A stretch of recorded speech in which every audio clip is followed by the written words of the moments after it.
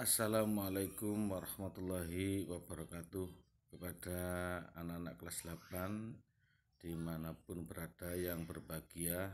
Pada kesempatan hari ini kita akan membahas terkait sejarah berdirinya dinasti Ayyubiyah, yang mana materi kelas 8 semester genap ini menjelaskan atau materi terkait sejarah berdirinya dinasti Ayyubiyah.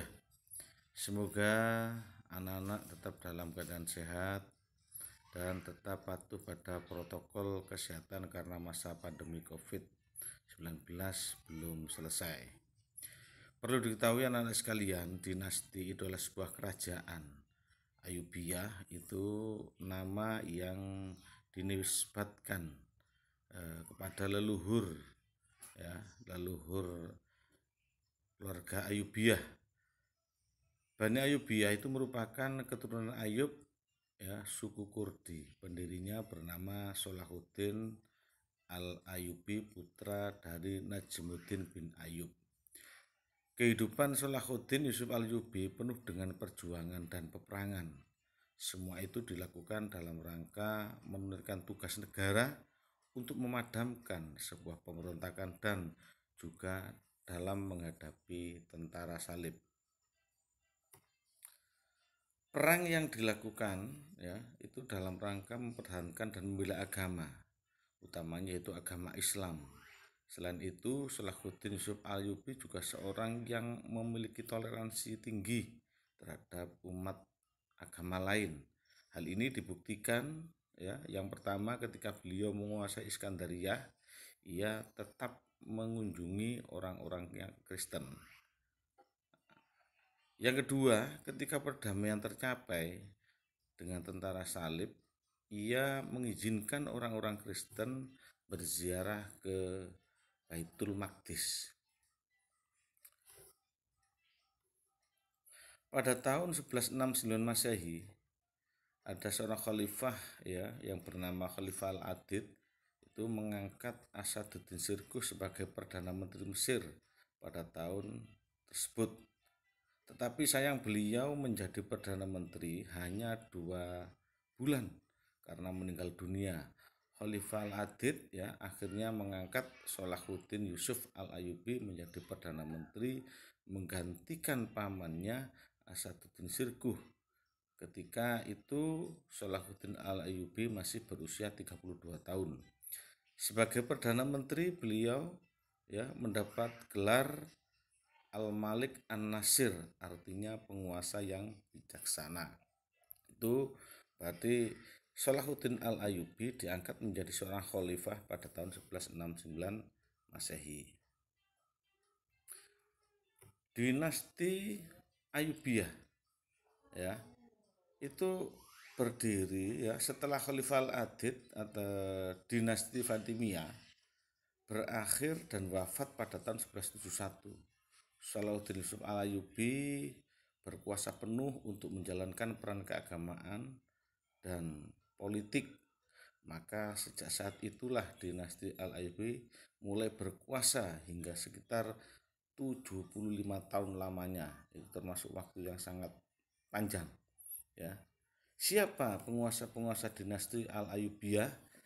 Nah, ini perlu kalian lihat dalam slide di atas Yang pertama, Salahuddin Yusuf Al-Ayyubi memerintah pada tahun 1171 sampai 1193 Masehi. Yang kedua, Malik Al-Aziz Imaduddin memerintah pada tahun 1193 sampai 1198 Masehi.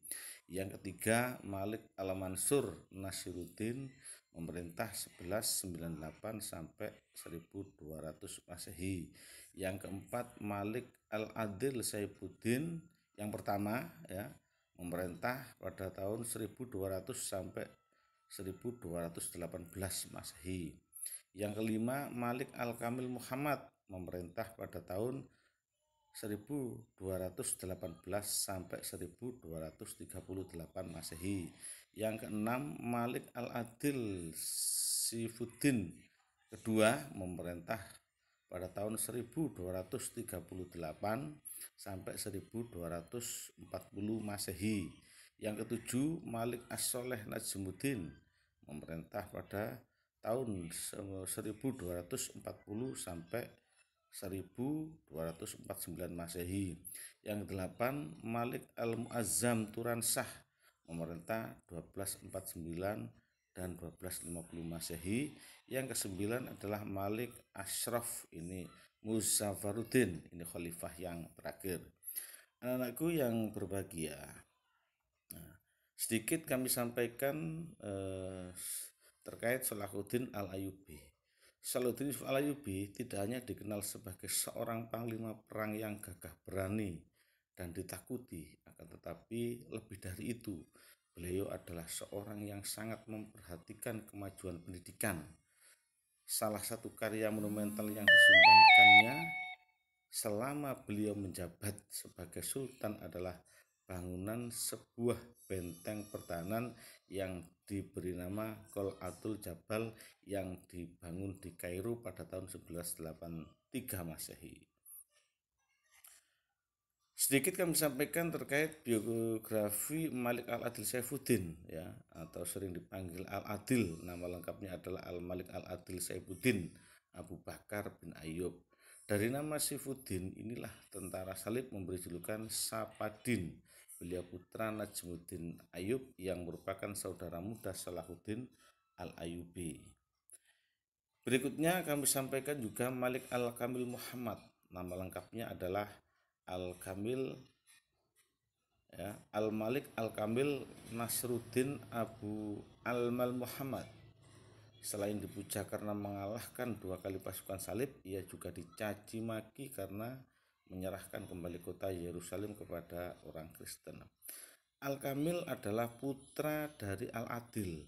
Pada tahun 1218, Al-Kamil memimpin pertahanan menghadapi pasukan salib yang mengepung kota Dimyat atau Damita dan kemudian menjadi sultan sepeninggal ayahnya. Nah, berakhirnya dinasti Ayyubiyah, yaitu runtuhnya dinasti Al-Ayyubiyah, dimulai pada masa pemerintahan Sultan As-Soleh. Setelah As-Soleh meninggal pada tahun 1249, kaum Mamluk mengangkat istri As-Soleh yang bernama Sajaratur sebagai sultanah perempuan, ya, karena Pak Sultan laki-laki, sultanah perempuan. Dengan demikian berakhirlah kekuasaan dinasti Ayyubiyah di Mesir. Meskipun demikian, dinasti Ayyubiyah masih berkuasa di Suriah. Pada tahun 1260, tentara Mongol hendak menyerbu Mesir. Komando tentara Islam dipegang oleh Qutus, panglima perang Mamluk, dalam pertemuan di Ain Jalut. Qutus berhasil mengalahkan tentara Mongol dengan gemilang. Selanjutnya Qutus mengambil alih kekuasaan dinasti Ayyubiyah. Sejak itu berakhirlah kekuasaan dinasti Ayyubiyah. Demikian yang bisa kami sampaikan terkait sejarah singkat berdirinya dinasti Al-Ayyubiyah. Semoga bisa menjadikan tambahan ilmu, wawasan kalian semuanya dan tidak berhenti hanya sampai di video yang kami berikan. Mohon maaf atas segala kekurangan, mungkin dalam video ini muncul, ya, suara-suara yang tidak dikehendaki. Kami mohon maaf yang sebesar-besarnya dan saya sampaikan wallahul muwaffiq ila aqwamit thoriq. Assalamualaikum warahmatullahi wabarakatuh. Sampai bertemu pada pertemuan yang berikutnya. Terima kasih.